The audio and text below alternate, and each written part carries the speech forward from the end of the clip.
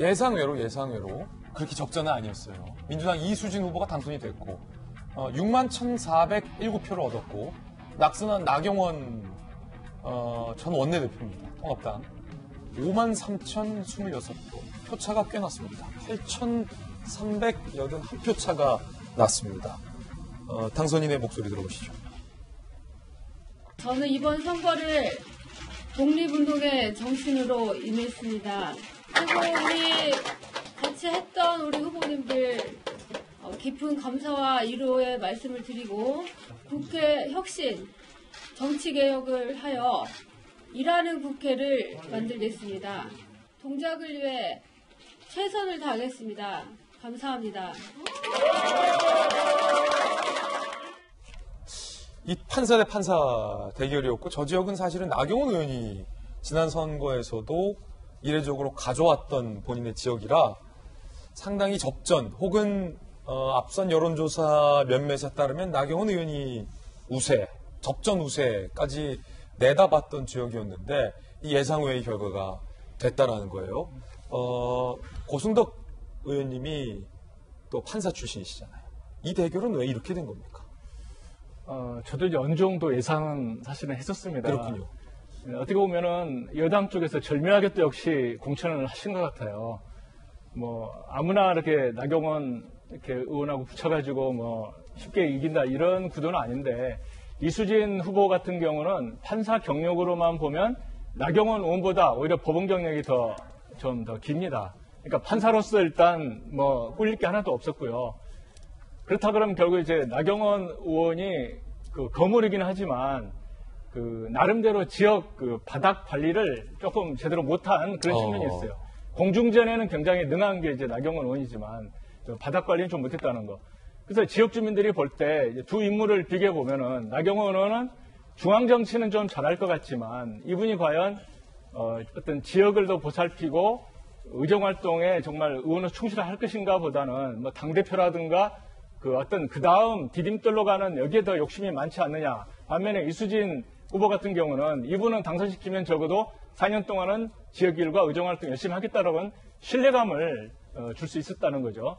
그렇기 때문에 두 분을 놓고 봤을 때 일단은 경력이나 이런 데 밀릴 게 없었고요. 그 다음에 또 한 가지는 나경원 의원 같은 경우는 전에 이제 얼굴 성형수술로 해가지고 가짜 뉴스 때문에 한번 혼이 난 적이 있고 최근에는 아들의 모 대학교 연구실을 어떻게 보면은 이렇게 임의로 사용한 그런 게 있잖아요. 공식적으로 하지 않고 마치 엄마 찬스처럼 했다는 그게 약점이었는데 선거 과정에서 이제 아들은 나타나면 이제 표가 떨어지니까 딸을 데리고 다니면서 이제 유세차에 이렇게 딸의 얼굴 보여주면서 동정에 호소했지만 어떻게 보면은 아들로 인한 이미지 훼손을 덮지를 못했다는 거죠. 반면에 이수진 후보 같은 경우는 그런 공격할 만한 거리가 별로 없었거든요.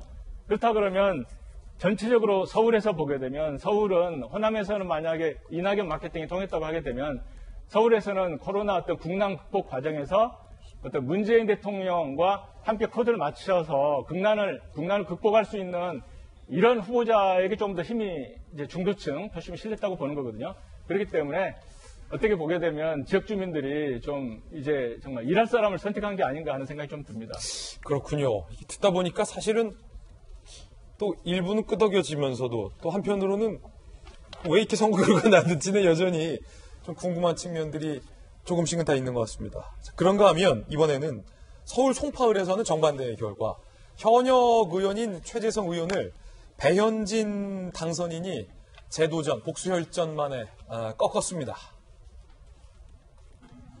배현진 후보가 지난 총선 때는 최재성 의원에게 그야말로 참패했었는데 지금은요 다시 이겼어요. 되찾아왔죠. 지금 서울에서 몇 안 되는 의석을 확보한 인물 중에 한 명으로 배현진 당선인이 됐습니다. 자리매김을 했습니다.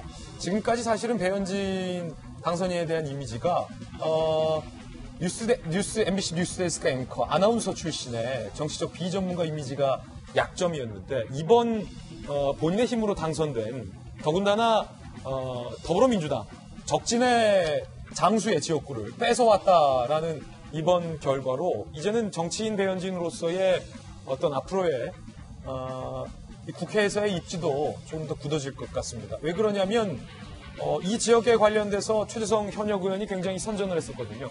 그런데도 불구하고 72,071표 그리고 65,760표 6,300표 차 큰 차이로 배현진 당선인이 당선을 했기 때문이죠. 배현진 당선인의 목소리 한번 들어보시죠. 저 배현진의 진심과 의지를 믿고 제게 일할 기회를 주신 우리 존경하는 송파 구민들께 깊은 감사의 말씀을 먼저 올리겠습니다. 그러나 오늘 저희 미래통합당이 아직은 국민의 마음에 아주 밀착해 다가가는 데 부족함이 있구나라는 또 한 번의 반성을 하면서 언제나 국민의 마음을 가장 먼저 헤아리는 배현진이 되겠습니다.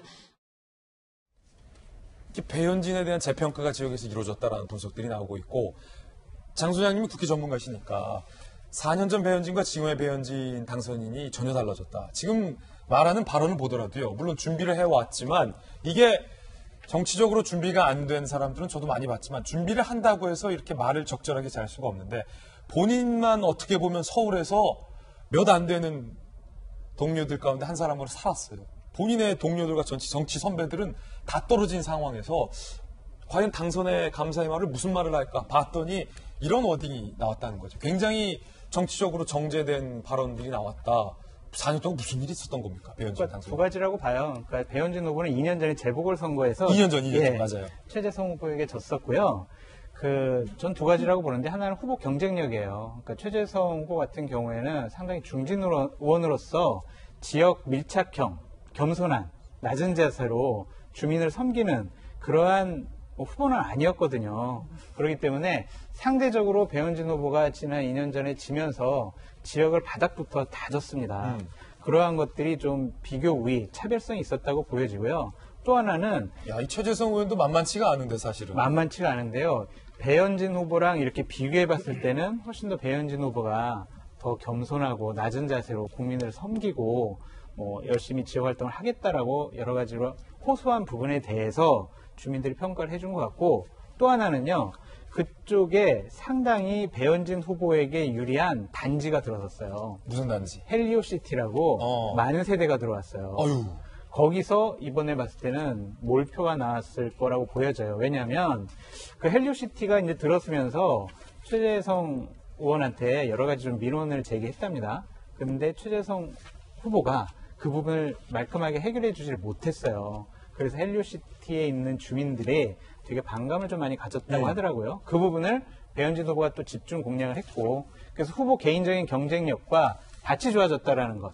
그거 두 가지 때문에 승리한 요인이 아닌가라고 생각이 듭니다. 잠시 후에 또 이야기 나눠보겠습니다만 공교롭게 이번 선거가 사실은 배현진 당선인과 홍준표 무소속 당선인이 살았다는 거예요. 사실은 이 두 사람은 중앙당으로부터 한때는 그렇죠. 배척의 대상이었는데 배척의 대상이었던 두 사람 그리고 두 분이 함께 결을 같이 했잖아요. 둘 다 당선됐다는 것도 상당히 흥미롭고 잠시 후에 얘기 나눠보겠어요. 근데 이제 상대적으로 황교안 대표와 황교안 대표의 대변인 키즈였던 민경호 의원이 떨어졌잖아요. 그러니까. 선거 전에는 예. 상당히 홍준표 대표랑 배현진 후보가 어려움을 겪었는데 지금은 상당히 좀 위상이 역전된 것 같아요. 선거 몰라요. 정치할 수 없습니다. 정치 몰라요. 선거 몰라요.